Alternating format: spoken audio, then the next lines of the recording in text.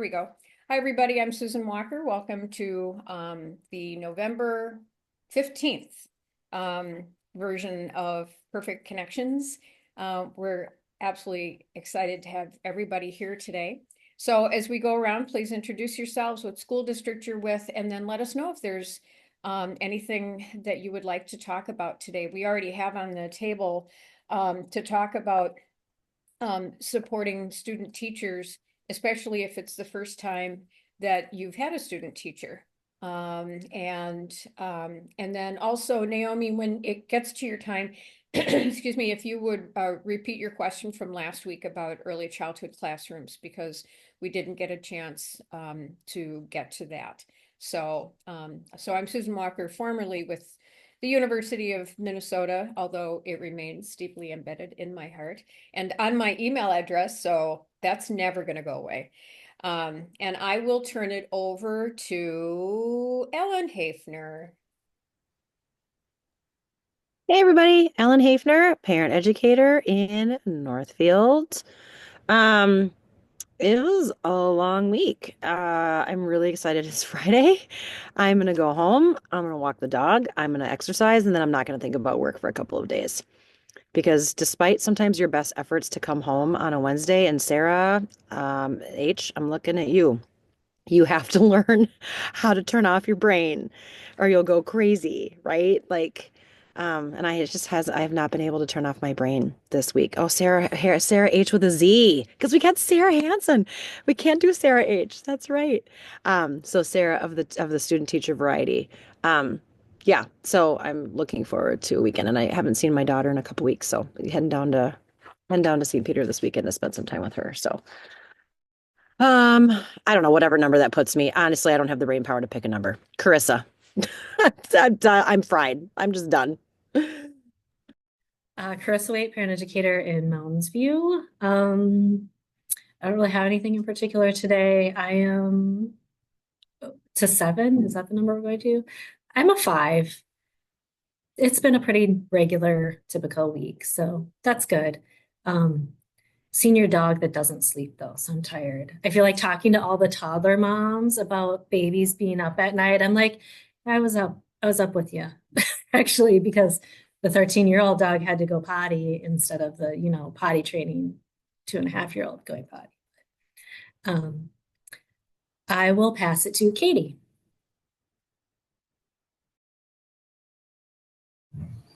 Okay, hi everyone. I'm glad to be back after 2 weeks of not having sound or video.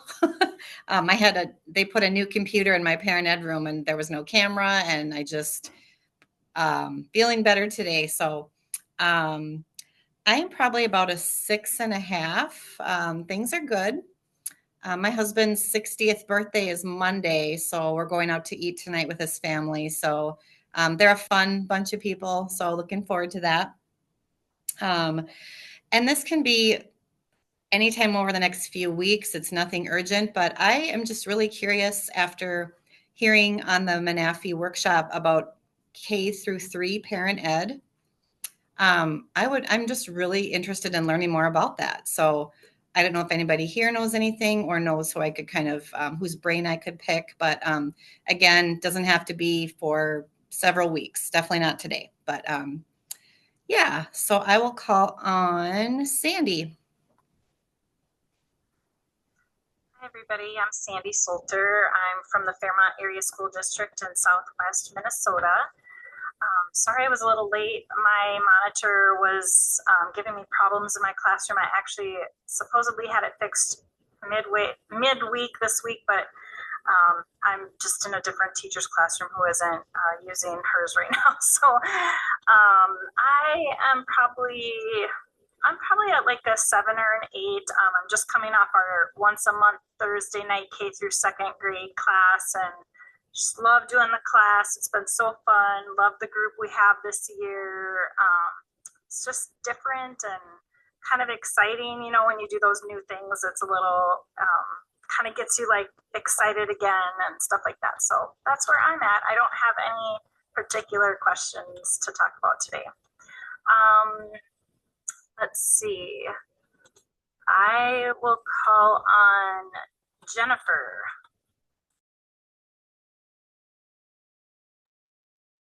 Hi all, I'm Jennifer Wenner from I'm in the Minnetonka district, and I was one of the ones who brought up the topic of student teachers. I'll be serving as a cooperating teacher for the first time in the spring.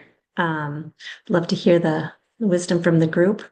I've done this crappy to happy. Sometimes I'll pop it in a especially a class that it's kind of it's a little quiet or it's a little class, and they love it. They laugh and they think it's great. And it kind of gets them talking. So thank you for that, Susan.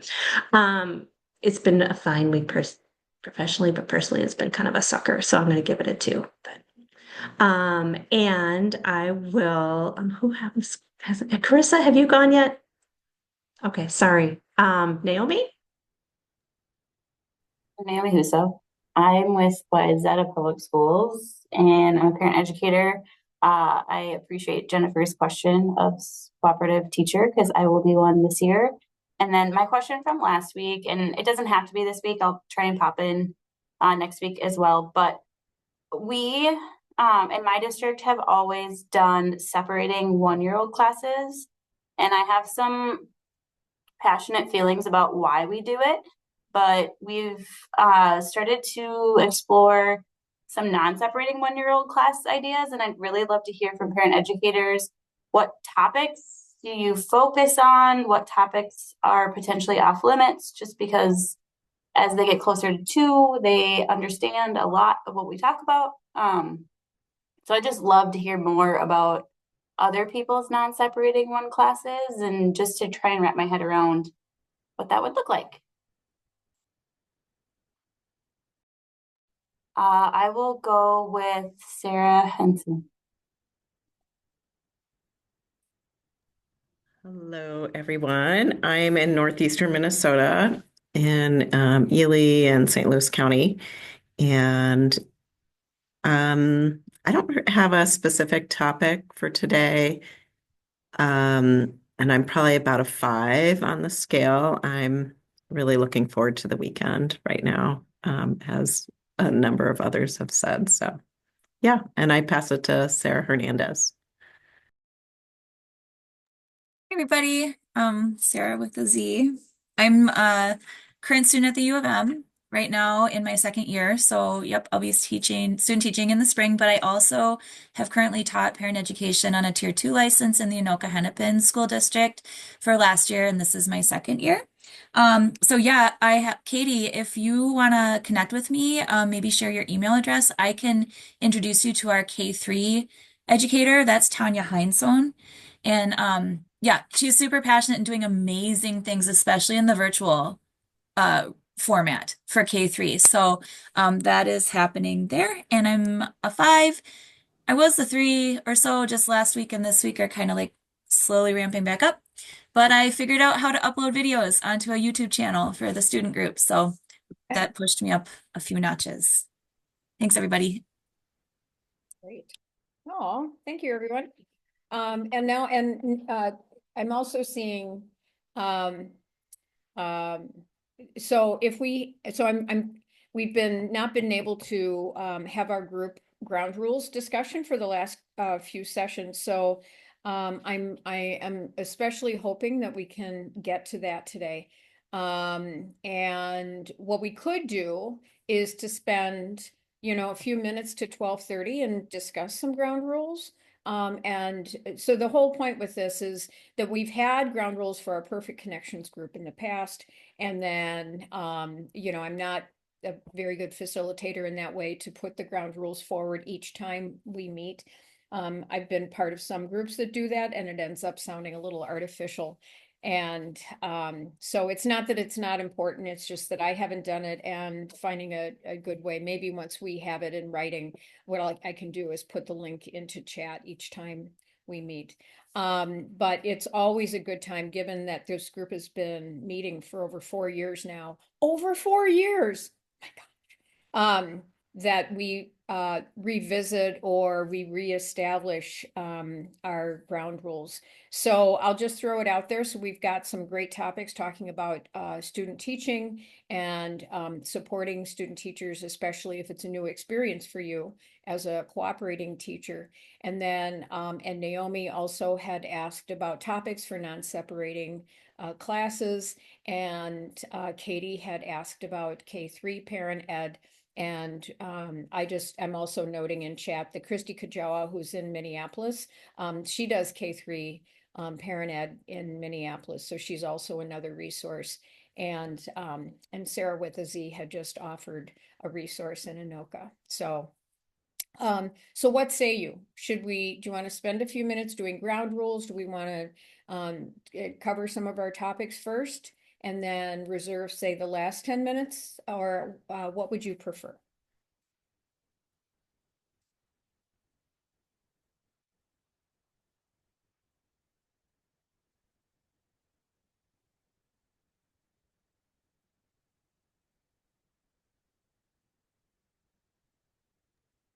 I expect once we get started on a topic, we will always take it right up and over our ending time. So if we want to talk about ground rules, we should probably do that first. Okay, good point.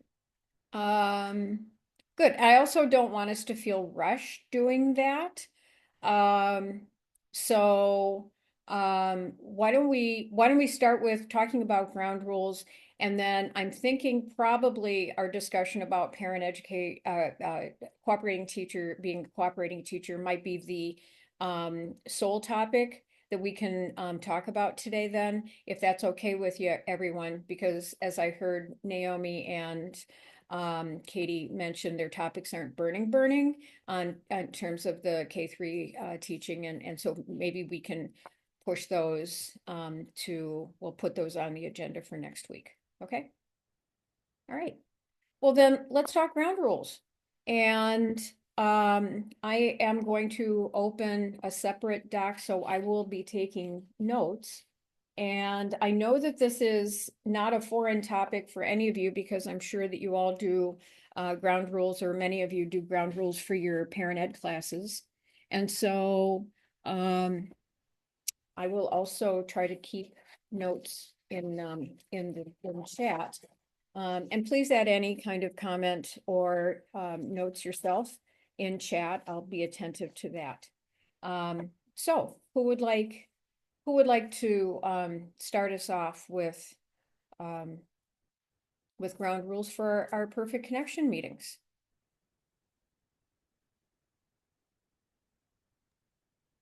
My first question, I guess, if there were ones before, because I wasn't teaching that COVID year, so I wasn't participating in this way back at the beginning. Is there, I guess, what were they before, or what? Maybe as a starting point. I knew someone would ask. They're somewhere. They're on a Google Doc. They're on a Google Doc somewhere, and I can find them. As I remember, however, they're pretty standard. They're pretty standard, right? That everybody has a voice, everybody is heard. We offer respect to everyone in the group. That what is said, in the group, that's how we started with my asking if people wanted to say anything before we started recording, right? So being respectful to the individual perspectives of everybody in the group. Nothing is shared unless it's fine with a person to share pictures, links, any kind of, personal information, that sort of thing. So they're the kind of ground rules that you all likely already have in your, and I will look to see where those were written previously on a Google Doc at another time. But as memory serves, they were ones that we would honor from before. Like nothing that really stood out. So I think I kind of like to add one. It's 12:30, right? And we haven't talked about anything. But sometimes how you have a group where you you kind of have to put a time limit on things. And so, sometimes just the way we kind of filter in and whatnot. But sometimes I think introductions take too long for this group. We only have an hour. Right. And sometimes people come in with a question. So I don't know if we're like, we give everybody until like, here's an example. My baby class, they keep filtering in, right? And this is my 3 to 12 month class. I can't wait till everyone is there to start. You know what I mean? So I'm like, we start songs at 10 after, right? And if you're not here, we got to get going.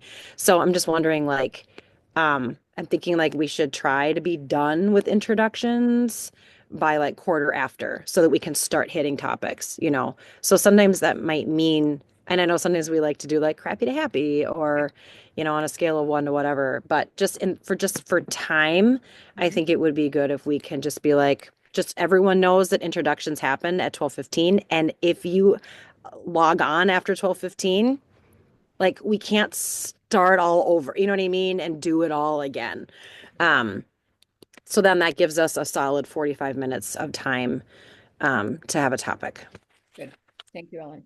It also reminds me that one of the advantages of redoing ground rules, and this might be something for our own teaching, is, and the value of revisiting is, a group is it's a living thing.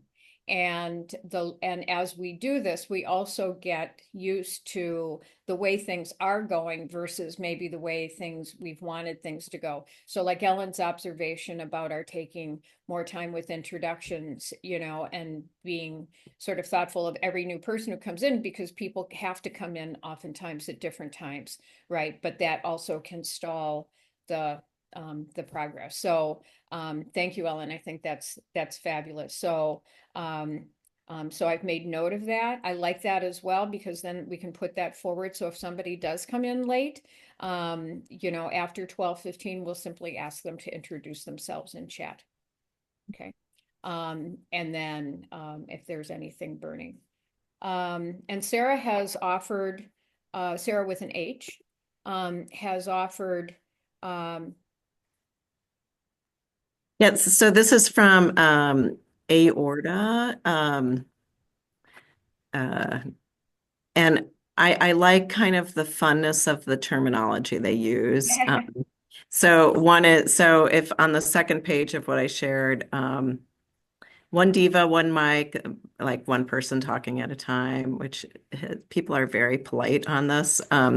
No one knows everything, but together we know a lot. Move up, move up. I think of that a little bit as like growth mindset. So if you're someone who's quiet, you might speak up or invite yourself to speak up more sometimes, or vice versa if you talk a lot. But I also think it could also be considered like growth mindset of like, how can we all learn and grow and be our best? And then we can't be articulate all the time. Just knowing that can be okay. Be aware of time. Ellen brought up the timepiece earlier. Embrace curiosity, acknowledge the difference between intent and impact. So those are things that I've been exploring lately. I think I first heard this in one of Shannon Rader's classes at the U, and just appreciated a different variation of thinking about it.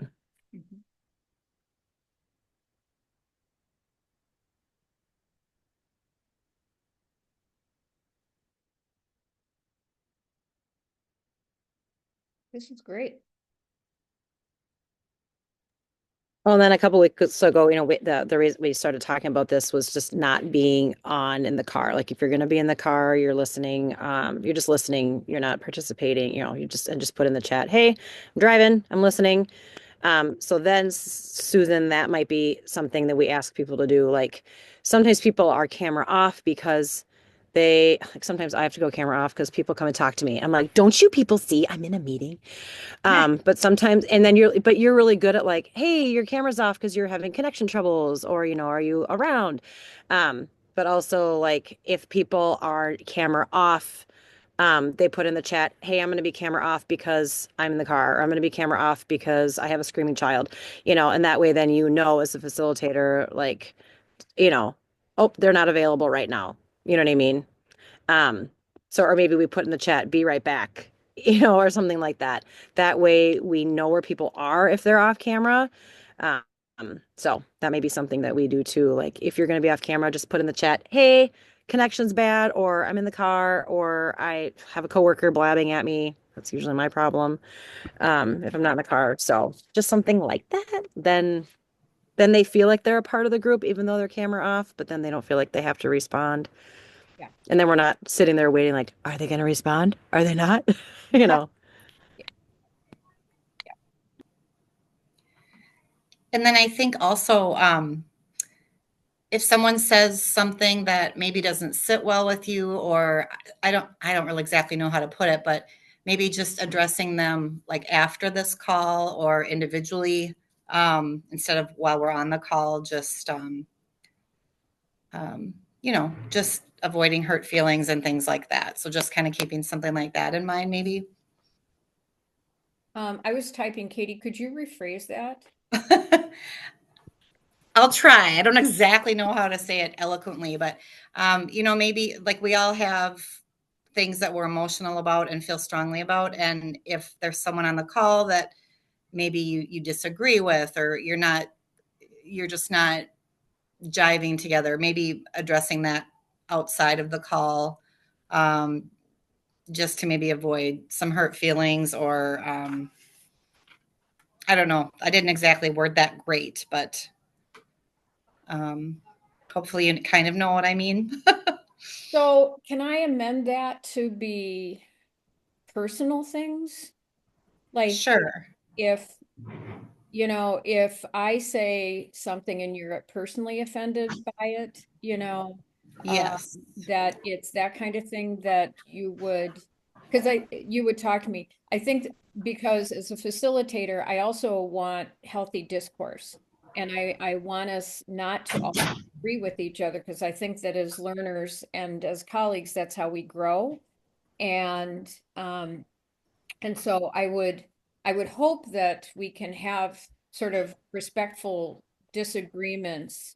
And we've done that. I mean, as you know, as we've had this meeting, and I think we're all such nice professional women that that we've gotten through stuff, and then we've continued to address things maybe off the call, but I guess I might draw the line, or I might request an amended thing to, like, if I feel personally offended, I would reach out to whoever personally offended me. I wouldn't kind of hijack the meeting to kind of demand an apology or something like that. I don't know. What do you guys think? I mean, does that make sense, Katie? Totally. Yeah, yes, that I just wasn't quite sure how to word that. And I like your amendment. That sounds much better. What do you guys think? Others? I feel like that's in line with respecting privacy in general and confidentiality, and although this is being recorded, making sure that we're talking about people in the room or like from our own perspective, I think is an important guideline for professional groups. So I definitely have that for my parents as well. Although, if we're going to be recorded, it's, I think, important to be mindful of that piece. Mhm.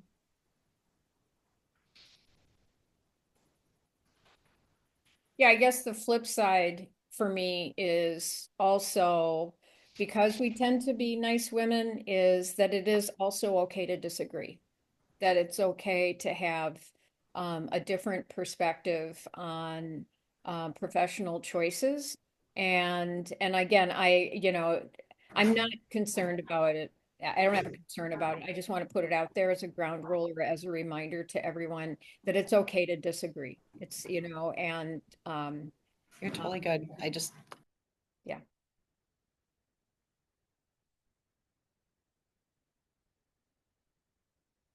Good. Other guidelines. Thank you, Sarah, so much for Sarah with an H. You guys need to coordinate when you're going to be here so that we can get H's and Z's in our heads. Yes, so again, Sarah, with an H, thank you for sharing the aorta guidelines and also for directing our attention to that page 2. Because the document is long and I myself was wondering how far we needed to go into it for this call because the whole document is excellent and it's an excellent, excellent resource to share. So I appreciate for our sense of timing that you were able to, we looked right there at the pieces on page 2.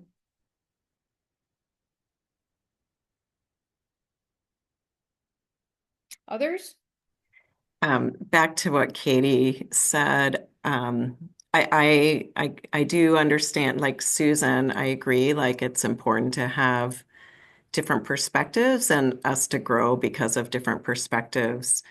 And I know this conversation's come up because of something I said recently, and I do hope that people are willing to say something if it's a safety issue, and so that's an opinion about the format of Zoom for me is that people are willing to stand up and say something if there's a safety concern. Mhm. Mhm.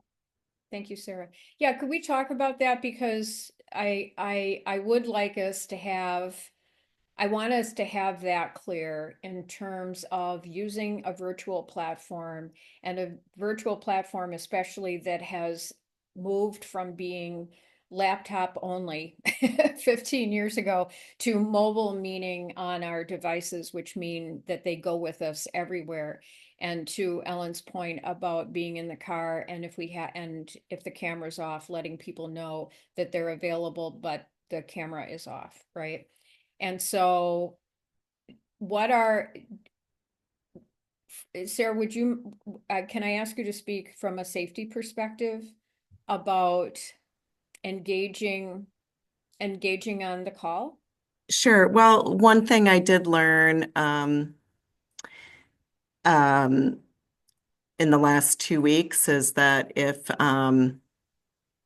there is someone who is with a camera on, the rest of the people on the call could be called up as a witness if something happens. And so I feel like in any kind of Zoom setting or Google Meet or whatever, we need to be mindful of helping people um, in that situation because it's all of our responsibility, I guess. We're all liable.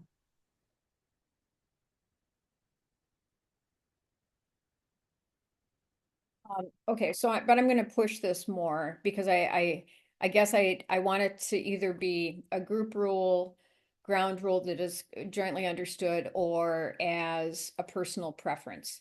So, for instance, if I'm coming late to the meeting and I join the meeting in my car, but I'm on the speakerphone, but my camera's off and it's just sitting in my car, right?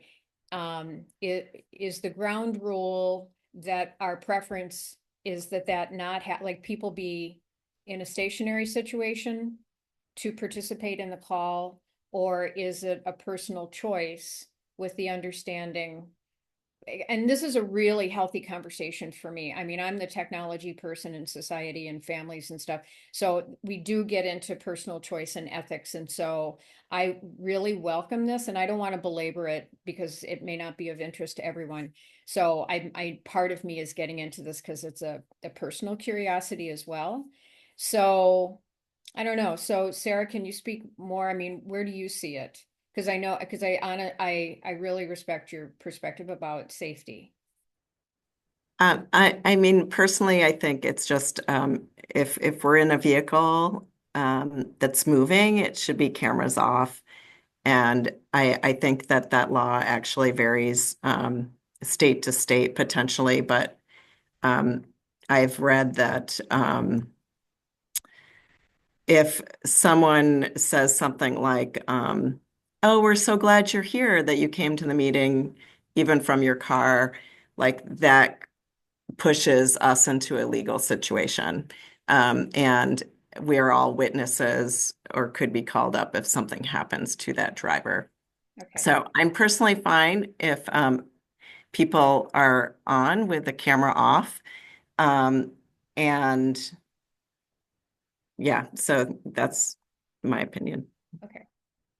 Okay. So, and yet we would understand the potential liability by engaging with that person should something happen while they're, like if I get in a car accident and I'm continuing to facilitate the meeting, whatever, right? And I get in a car accident, like that there could be some legal ramifications to the group. Right. Yeah. Okay. Right. All right. So how do we feel about that guideline? So not, if we're not present, and especially if we're in a moving vehicle, that we engage via camera off. I mean, that seems to sound about like what we've been talking about. I don't know. Yep, that's good, I think.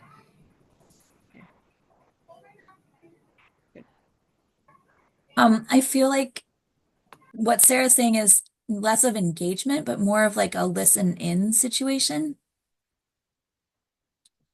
So maybe the expectation is something around if you're joining us in a moving vehicle, you're in a listen in mode, and we'll respect that as a group, and your camera will be off. Just in terms of like not inviting that person to speak or sort of giving people who are listening from their cars that out, that we understand that you're listening in and we're comfortable with that because you're taking that choice to keep your camera off and just be in that listen mode. Okay. Yeah.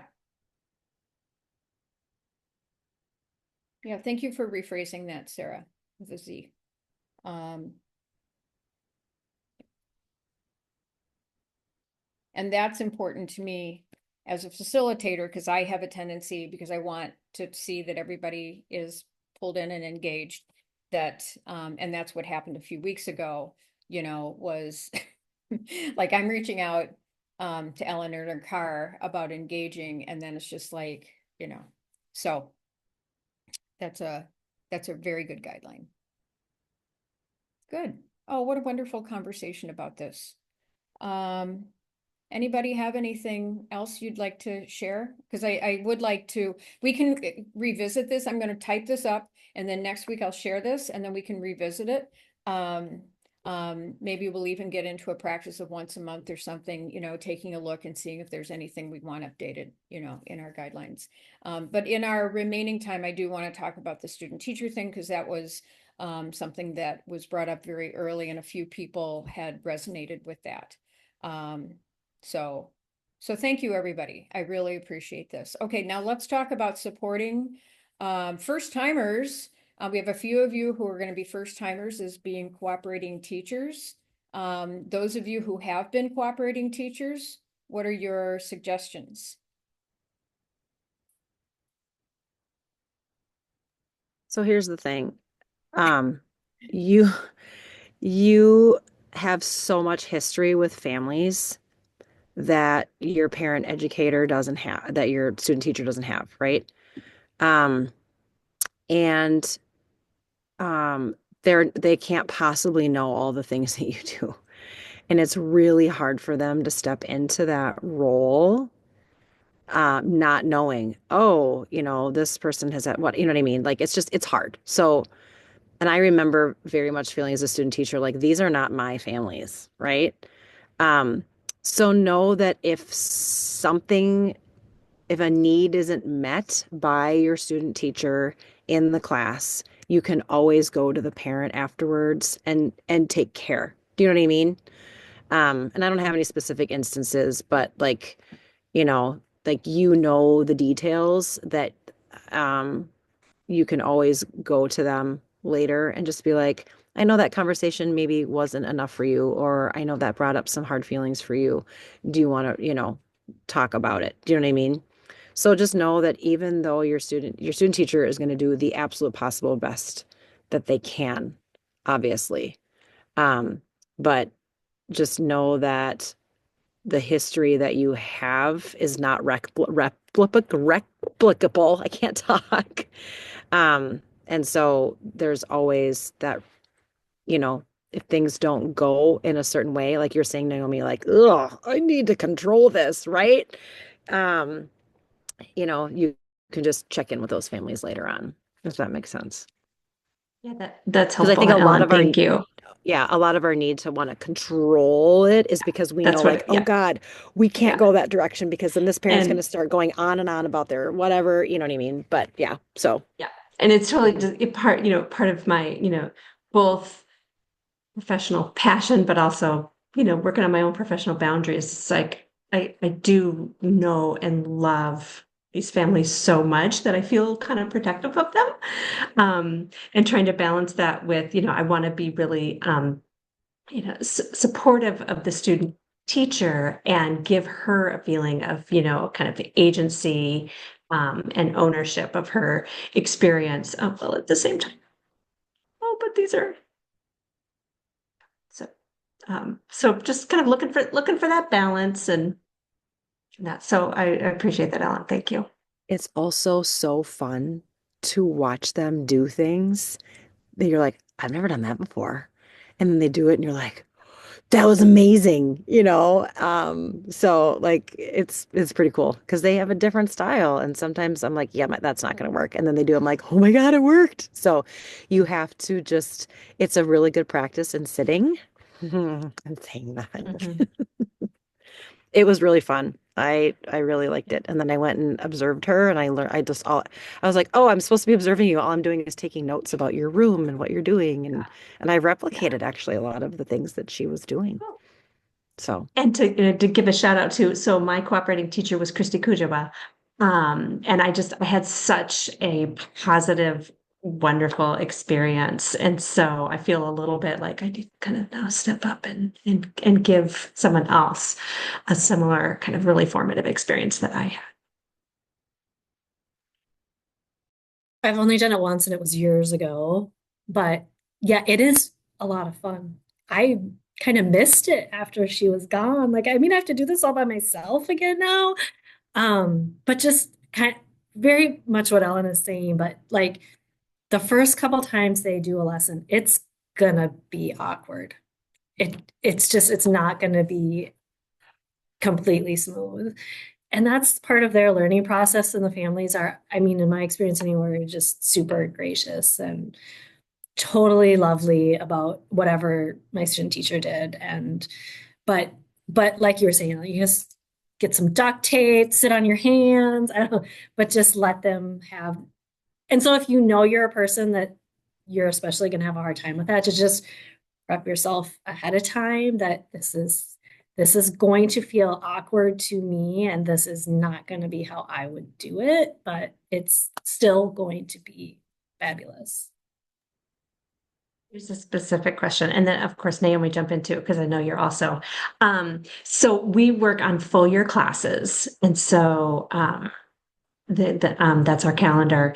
And so, by the time this person is coming in, it's going to be, we're going to have been together a really long time. It's going to be pretty late in the year. And that's the kind of the point in the year where we're really digging into some hard stuff. So I'm just also wondering, like, what kinds of topics would set this person up for success? What are there things that we should steer clear from, or I don't know, does just that not even really matter? Can I add to the question? Does the student teacher pick the topic that they want to go into with the class, or do we give guidance on that? you're gonna have to, especially if they're coming mid-year. Like mine started in like February, and I know like some of those basic ones. Like, I'm sorry, we can't do these things again.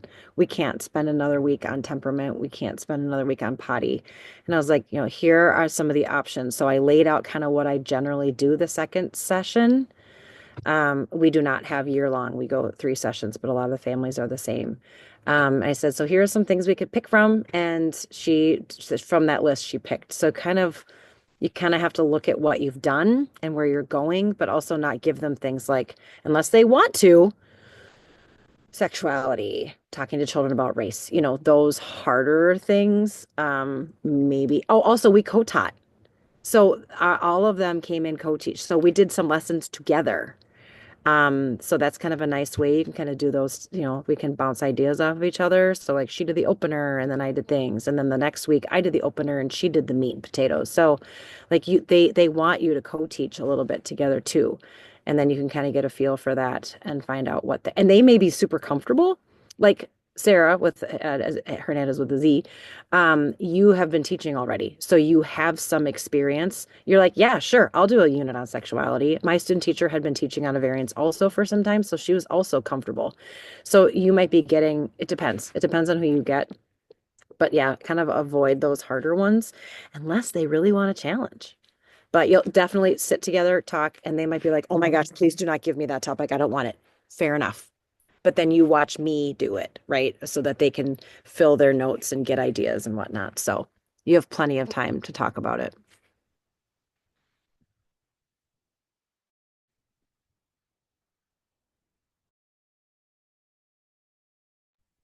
I just want to throw a plug in for, letting them teach as much as you can. I know that the university does want to kind of have them progress slowly and co-teach first. I think even observing the first few times, but if you can get them to do something, it's more meaningful for them in the end. I think if they get as much experience as they can have, teaching.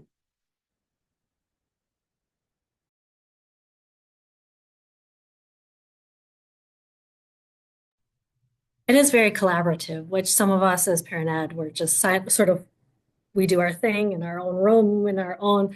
So it can be, it's a different way of teaching. I loved it, but it is not maybe what most of us are typically doing. I love that co-teaching piece where you would trade back and forth doing different parts of the lesson.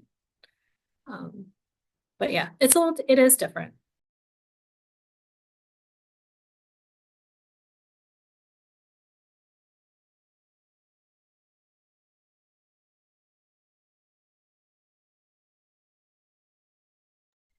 This is a story. I remember someone in my cohort from the university saying all they ever did when the student taught was lead joys and concerns. And I just was like, what? And so just throwing out again, like how many different ways can people engage people to help and be a part of the class from the beginning will make a huge difference for them. And how to shift the perspective to get them to explore in new ways and creative ways. Yeah.